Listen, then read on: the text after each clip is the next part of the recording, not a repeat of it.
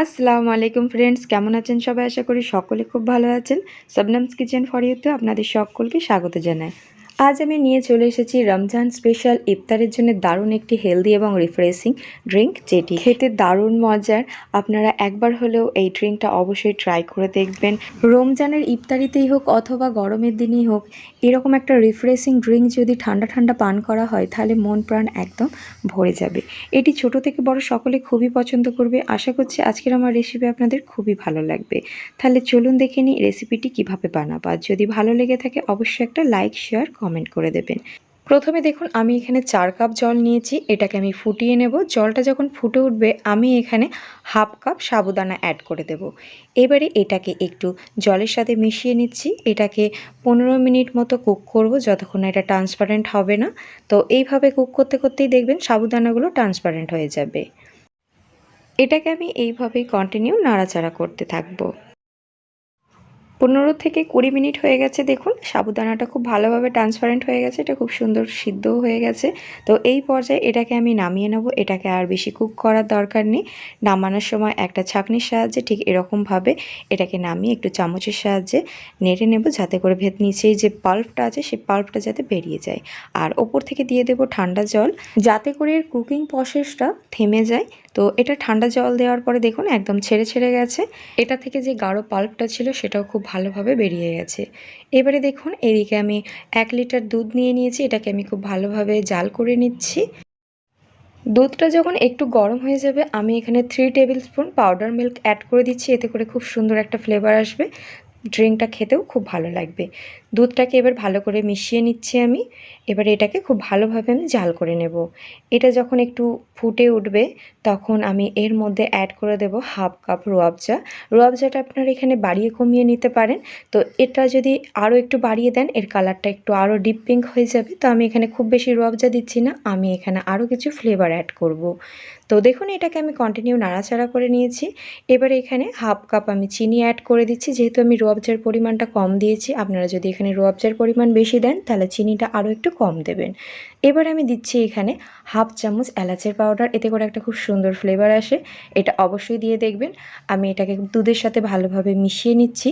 এবারে যে ছেঁকে রেখেছিলাম তার মধ্যে থেকে অল্প পরিমাণ সাবুদানা আমি এখানে দুধের মধ্যে অ্যাড করে দিচ্ছি। সাবুদানাটা অ্যাড করার সময় আমি এখানে গ্যাসের ফ্লেমটা অফ করে দিয়েছি, আর দেখুন দুধটাও একটু কমেও এসেছে। এবারে দেখুন বাকি সাবুদানাটা আমি 3টে পাত্রে ভাগ করে নিয়েছি। এবারে আমি এখানে একটু স্ট্রবেরি ফ্লেভার অ্যাড করে দিচ্ছি, এতে করে একটা দারুণ স্ট্রবেরির একটা ফ্লেভার আসবে।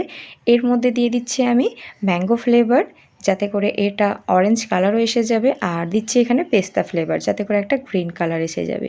তো দেখুন এই অরেঞ্জ কালারটাও বেশ ভালোই লাগছে দেখতে, এবং গ্রিনটাও গ্রিন কালার হয়ে গেল। এতে করে একটা দারুণ ফ্লেভার আসবে এই ড্রিঙ্কটার মধ্যে, এবং সাবুদানাগুলো খেতে খুবই ভালো লাগবে। আর প্রত্যেকটার মধ্যে আমি অল্প অল্প জল দিয়ে নিয়েছি। এইভাবে কিছুক্ষণ রেখে দিলে সাবুদানাটা পুরোপুরি জলটাকে টেনে নেবে। এবারে দেখুন আমি এখানে 500 ml জলকে ফোটাতে দিয়েছি। যখন এইভাবে ফুটে উঠবে তখন এর মধ্যে আমি অ্যাড করে দিচ্ছি স্ট্রবেরি ফ্লেভারের জেলি পাউডার। এটাকে দিয়ে বাস একটু খুব ভালোভাবে মিশিয়ে নেব। যখন এটা খুব ভালোভাবে জলের সাথে মিশে যাবে তখনই এটাকে নামিয়ে নিতে হবে। এটাকে খুব বেশি কুক করার দরকার নেই, এটা কয়েক সেকেন্ডের মধ্যে খুব ভালোভাবে মিশে যাবে। যখন এইভাবে মিশে যাবে তখন একটা এরকম কাঁচের পাত্রের মধ্যে এই জেলিটাকে ঢেলে দেবো। এটাকে পুরোপুরি রুম টেম্পারেচারে ঠান্ডা করে নিয়ে এটাকে ফ্রিজে পুরোপুরিভাবে সেট হতে দেব। প্রত্যেকটা জেলির প্যাকেটের পেছনেই লেখা থাকে এর পরিমাপটা, সেই পরিমাপ অনুযায়ী আপনারা এই জেলিটা যদি বানান একদম পারফেক্ট জেলিটা আপনাদের তৈরি হয়ে যাবে। এটাকে এবারে ঠান্ডা করতে দেব। অপরদিকে দেখুন এখানে দুধটাও কিছুটা ঠান্ডা হয়ে গেছে। তো সেই পর্যায়ে আমি এখানে যে কালারিং সাবুদানাগুলো আছে একে একে অ্যাড করে দেব। প্রথমে আমি স্ট্রবেরি ফ্লেভারের সাবুদানাটা দিলাম, তারপরে এখানে পেস্তা ফ্লেভারের গ্রিন সাবুদানাটা দিচ্ছি, আর এখানে ম্যাঙ্গো ফ্লেভারের ইয়েলো সাবুদানাটা অ্যাড করে দিলাম। দেখুন দেখতে কতটা সুন্দর লাগছে, আর এগুলি খেতে দারুণ মজার হবে। সাবুদানা থেকেও একটা বিভিন্ন ফ্লেভারের টেস্ট পাওয়া যাবে, এবং দুধটার মতো একটা দারুণ টেস্ট আসবে। আপনারা একবার হলেও এইভাবে ট্রাই করে দেখতে পারেন। যখন এই 3টে ফ্লেভার দুধের মধ্যে ভালোভাবে মিশে যাবে দুধ থেকে একটা দারুণ ফ্লেভার পাবেন আপনারা, খেতে অসাধারণ লাগবে, দারুণ টেস্টি এই ড্রিঙ্কটা হবে। এবারে দেখুন যে জেলিটা আমি সেট করতে দিয়েছিলাম এটা পুরোপুরিভাবে সেট হয়ে গেছে। একটা ছুরির সাহায্যে এটাকে ছোট ছোট করে টুকরো করে নিচ্ছি, আর এটা খুব সহজেই উঠে আসবে। দেখুন দেখতে কতটা সুন্দর লাগছে।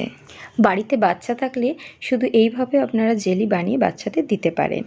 এদিকে দেখুন সাবুদানাগুলো দুধের সাথে খুব ভালোভাবে মিশে গেছে, আর এর মধ্যে এবারে কেটে রাখা আমি যে জেলিটা আছে সেটাও এর মধ্যে আমি মিশিয়ে নিচ্ছি।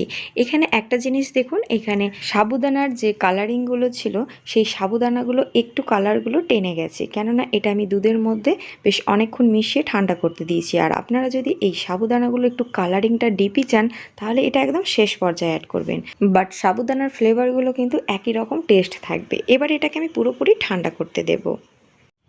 1 থেকে 2 ঘন্টা পর ফিরে এলাম। এটা পুরোপুরি খুব ভালোভাবে ঠান্ডা হয়ে গেছে এবং খুব সুন্দর সেট হয়ে গেছে। দেখুন ওপরের দিকেও একদম যে জেলিগুলো আছে সেটাও ভেসে উঠেছে, দেখতে কতটা আকর্ষণীয় লাগছে। আপনারা চাইলে এই পর্যায়ে বোলের মধ্যে ড্রাই ফ্রুট কিছু অ্যাড করতে পারেন। তো আমি এইভাবে গ্লাসে সার্ভ করে নেওয়ার পর আমি কিছু ড্রাই ফ্রুট বলতে এখানে পেস্তা বাদাম অ্যাড করে দিচ্ছি, আর কিশমিশকে ছোট ছোট টুকরো করে নিয়েছি আমি, যেটা এর মধ্যে দিচ্ছি। আমার কাছে এটা খেতে খুবই ভালো লাগে, খুবই মজার লাগে।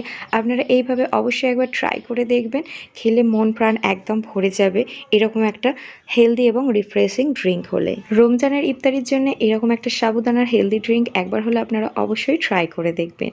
আর দেখুন এখানে যে কালারগুলো আছে দেখতে কতটা সুন্দর লাগছে, একটু হালকা হলেও দেখতে খুবই মজার লাগছে। আজকের আমার রেসিপি কেমন লাগলো আমাকে কমেন্ট বক্সে জানাতে একদম ভুলবেন না, আর ভালো লাগলে অবশ্যই একটা লাইক করে দেবেন। আজকের মতো আসি বন্ধুরা, নেক্সট কিছু মজাদার রেসিপি নিয়ে আবারও হাজির হয়ে যাবো ইনশাআল্লাহ। আল্লাহ হাফিজ।